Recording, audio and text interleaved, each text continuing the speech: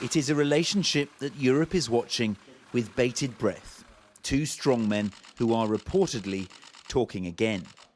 Donald Trump is said to have spoken with Vladimir Putin the day after his election win last week.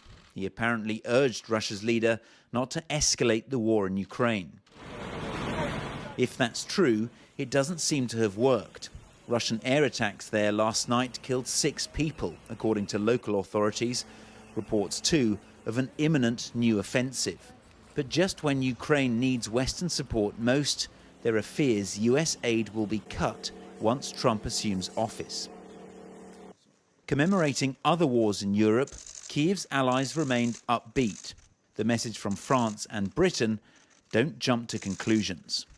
I expect a President Trump-led administration to recognise that it is in America's interests, it's in NATO's interests, it's in the interest of all countries that believe in the international rules-based order and a stable and secure peace that Putin does not prevail. The trouble is, Ukraine's allies aren't the only ones trying to woo the new White House administration.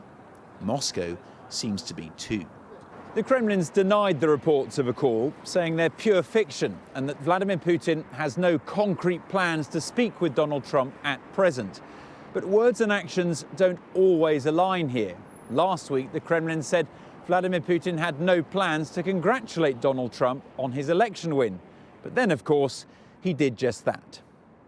And that's not all. He even praised Donald Trump's bravery, apparently hoping flattery will lead to a peace deal in Moscow's favour. But what do Russians think will happen? Will Trump live up to his promise to end the war soon? Trump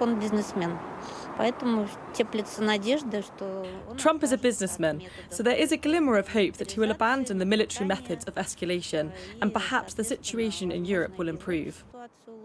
This was part of the election campaign. He doesn't control everything himself. There's still a complex political machine. He is the president of the country that started this all. I think he will support the interests of his country. They were not in our favour from the beginning. Perhaps the only certainty of the next Trump presidency is that it's impossible to predict. So right now, all sides are hoping for the best. Ivor Bennett, Sky News in Moscow.